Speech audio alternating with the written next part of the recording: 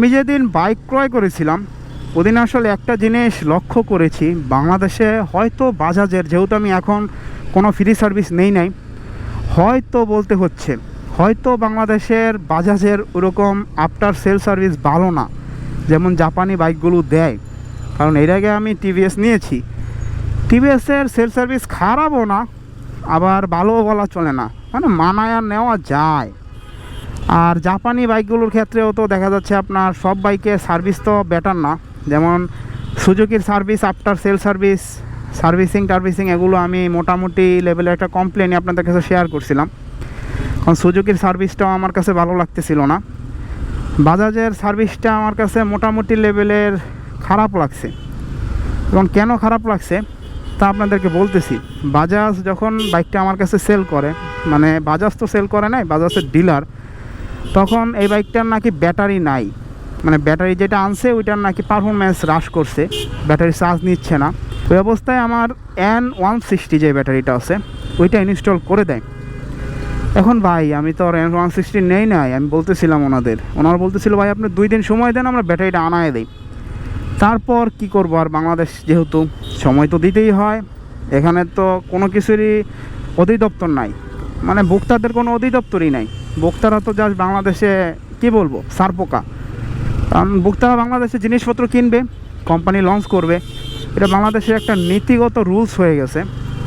আর ভোক্তা তো বাংলাদেশে প্রোডাক্ট ক্রয় করার ক্ষেত্রে কোনো কমপ্লেন করবে না, এটা বাজাজ বলেন, ইয়ামাহা বলেন, সুজুকি বলেন, সব বাইক কোম্পানি জানে। আর কমপ্লেনগুলোর সমস্যা নাই। বাংলাদেশে দেখা যাচ্ছে বড় বড় মন্ত্রী, মিনিস্টার, সমন্বয়ক এখন বলতে হচ্ছে, এরা আছে, এদেরকে ধরে আসলে সব সমাধান করে দিবে। সচরাচর আমাদের দেশে নেতাদের যেটা আর কি দেখা যায়, মানে নেতারা সব কিছু সমাধান করে, এটা হলো আমাদের দেশের একটা ভালো দিক। পার্শ্ববর্তী দেশ ইন্ডিয়া তো মনে হয় এরকমই হয়। যদি কোনো ইন্ডিয়ার ভিউয়ার থাকেন কমেন্ট করে জানাতে পারেন যে আমাদের দেশের মধ্যে আপনাদের দেশে আছে কি না। বাংলাদেশে এই সিস্টেমটা মোটামুটি ডেভেলপ করা দরকার। আমি তখন তাদের কাছ থেকে চলে আসি। আর একটা জিনিস আমার লক্ষ্য করেছিলাম, আমি যখন বাইকটা ক্রয় করি তখন ওই জায়গায় সার্ভিস সেন্টার নাই। ওনারা বলতেছে আমাদের সার্ভিস সেন্টার আছে একটু ভিতরে, একটু দূরে। আমি ওনাদের ইনস্ট্যান্ট জিজ্ঞেস করেছিলাম যে ভাই আপনারা যদি বাইক সেলই করতে হয় তাহলে সার্ভিস সেন্টারটা তো অবশ্যই আপনার দোকানের পাশে রাখবেন বা দোকানের আশেপাশে রাখা দরকার। ওনারা বলতেছে না একটু দূরে আছে। যাই হোক, ওনাদের সার্ভিস সেন্টার আদৌ আছে কি না আমি জানি না। আমি বাইকটা ক্রয় করেছিলাম বাজাজ পয়েন্ট থেকে, সেটা হলো মালিবাগ। এখন মালিবাগ কেন আসি, কারণ এই কালারটা আমি কোথাও পাচ্ছিলাম না। আমি যখন বাইকটা ক্রয় করি সব জায়গায় দেখা যাচ্ছে বলতেছে 1 সপ্তাহ সময় লাগবে, সামনের সপ্তাহে আসবে বা আসতেছে, নতুন কালার, আরও নতুন গ্রাফিক্স বা নতুন কিছু সংযোজন করবে, দাম বাড়াতে পারে। সো এরকম কথাই অনেক শোরুম থেকে আমি শুনতেছিলাম। তারপর সিদ্ধান্ত নেই যেই জায়গায় আছে বিভিন্ন অনলাইনে ফোন দেই, কারণ বাইকটা এক জায়গাতে কিনলেই হয়। ওরকম কোনো আপনার প্যারা তো আর নাই যে আমার উত্তরা থেকে কিনতে হবে, বসুন্ধরা থেকে কিনতে হবে বা মিরপুর থেকে কিনতে হবে। আমার বাইক দরকার, আমি বাইক বাংলাদেশের যেই জায়গা থেকে কিনি, বাজাজের বাইকই তো শোরুম থেকেই তো বের হয় সব বাইক। আমি ওইটাই চিন্তা করেছিলাম। কিন্তু কিছু কিছু যে বাজাজ সার্ভিস বা সেলস পয়েন্টগুলোতে এরকম একটা মেন্টালিটি থাকে, যেটা ম্যাক্সিমাম আমাদের দেশে আর কি হয়, যে আমাদের দেশে আফটার সেল সার্ভিসের ক্ষেত্রে বাজাজ বলেন, টিভিএস বলেন, সুজুকি বলেন, সবগুলো একই। ইয়ামাহার সার্ভিস একটু বেটার। ইয়ামাহার বাইক আমি কিনি নাই, কারণ ইয়ামাহার হায়ার সিসি বাংলাদেশে নাই। এখন ইয়ামাহা যদি ভবিষ্যতে হায়ার সিসি লঞ্চ করে হয়তো আমার মতো একটা কাস্টমার পাবে, আমার মতো অ্যাটলিস্ট আমি নাও হতে পারি। কারণ এই বাইকটা যদি বেটার সার্ভিস পাই আমি বাজাজ থেকে, তাহলে আমি কেন এই বাইক চেঞ্জ করব, বা এই বাইক চেঞ্জ করা তো কোনো মানে হয় না। যদি আমি ভালো সার্ভিস পাই, ভালো সার্ভিস পাবো, কারণ আশা কোনো দিন বৃথা যায় না। গুরুজনরা বলেছে আশা সবসময় রাখতে হয়। তো এখন যাওয়ার পর দেখি তারা বাইকের ব্যাটারিটা লাগাক। ব্যাটারিটা আপনারা দেখাচ্ছি যে অবশ্যই ব্যাটারিটাতে আমি পাই নাই, তখন আমাকে N160 ব্যাটারি লাগাই দিছে, ওইটাও আমি আপনাদের শেয়ার করতেছি।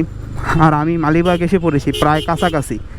আর এখন বাংলাদেশে মানে কি বলবো, রাস্তার কন্ডিশন খুব বাজে। এরকম অটো রিক্সা মেন রাস্তা দিয়ে চলাচল করে, এদের তো কোনো লাইসেন্সও নাই। এদের তো বাংলাদেশের সরকার কিছু বলতে পারতেছে না ভাই। কারণ হলো এরা একটা বড় সন্ত্রাসী গ্রুপ হয়ে গেছে। যাই হোক, এখন আমি বাজাজ পয়েন্টে যাই।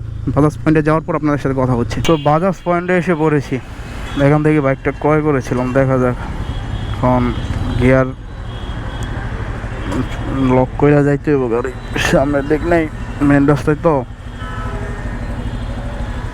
কোম্পানি থেকে রিকমেন্ডেড ব্যাটারি, সো এটা হলো কোম্পানি থেকে রিকমেন্ডেড সেই ব্যাটারিটা। সো এখন আমার বাইকে ইনস্টল করা হবে। এখন অনেকে বলতে পারেন এর আগে আপনার কোনটা ইনস্টল করা ছিল, যেহেতু আপনি বাইক কিনেছেন 200 কিলোমিটার হওয়ার পর ব্যাটারিটা চেঞ্জ করেছেন। তো 200 কিলোমিটার পর্যন্ত আমি বাইকে ইউজ করেছি N160। ওইটা আসলে কোনো সমস্যা দেয়নি, ওইটা ছিল 5 ভোল্টের আর এটা হলো 9 ভোল্টের, মানে দুইটা একটু ব্যবধান আছে ভোল্টেজের কারণে। আর এমনিতে কোনো প্রবলেম হয় নাই। তারপরও এখানে আসলাম, আপনারা দেখতেছেন কিন্তু আগের ব্যাটারিটা অনেক ছোট ছিল আর বর্তমানে যে ব্যাটারিটা আছে ওইটা মোটামুটি লেভেলে একটু বড় আছে। আর ওই ব্যাটারিটা মোটামুটি বাইকের জন্য তৈরি করা, বোঝা যাচ্ছে একটা বড় মেশিন, বড় ইঞ্জিন, বড় ধারণ ক্ষমতার জিনিসের জন্যই তৈরি করা। এখন তারা এটা ইনস্টল করতেছে। ক্রয় করেছি তখন এই ব্যাটারিটা কেন ছিল না, তারা বলতেছে তারা যে বাইকটা আর কি আমাকে দিয়েছে এই বাইকটা তো ফার্স্ট লটের বাইক, মানে অতি ফার্স্টে যে লটগুলো আসে সেই লটের বাইক। তো তখন অবস্থায় ব্যাটারিটা এনে তারা পানি ঢুকিয়ে রাখছিল, তারপর ব্যাটারিটা আর কি আপনার নষ্ট হয়ে গেছে। মানে নষ্ট হতেই পারে, ব্যাটারির জিনিস একটা জিনিস অনেক দিন বসে বা ফালায় রাখলে ব্যাটারিটা আসলে বসে যেতে পারে।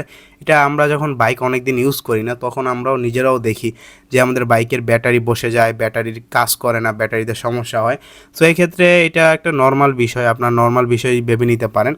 আর N160 ব্যাটারিটা কিন্তু খারাপ ছিল না, আমাকে কোনো প্রবলেম দিচ্ছিল না, যেহেতু 5 ভোল্টের ব্যাটারি, এই কারণে আমি বিশেষ করে চেঞ্জ করলাম। তারা আমাকে একদিন আগে ফোন দিয়েছিল ব্যাটারিটা আনার পর, বলতেছিল ব্যাটারিটা তো আসছে, এখন আপনি এসে চেঞ্জ করে নিয়ে যেতে পারেন। এটা হলো 5 ভোল্টের সেই ব্যাটারিটা, কাঙ্ক্ষিত ব্যাটারি যেটা খুললো আমার ওইখান থেকে। আর এটা হলো বড় ব্যাটারি যেটা 9 ভোল্টের। সো 250 সিসি যে বাইকগুলো আছে আমার জানা মতে 9 ভোল্টের ব্যাটারি ইউজ করা হয়।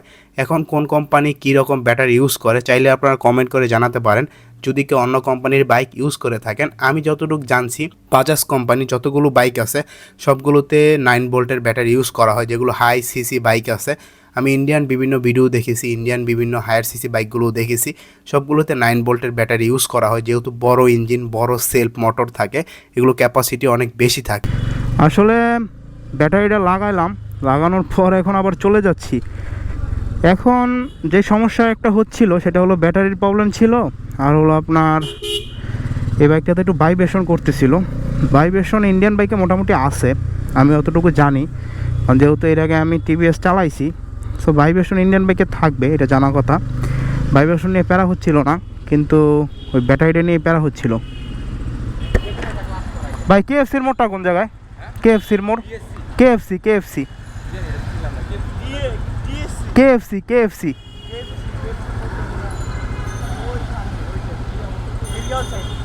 ও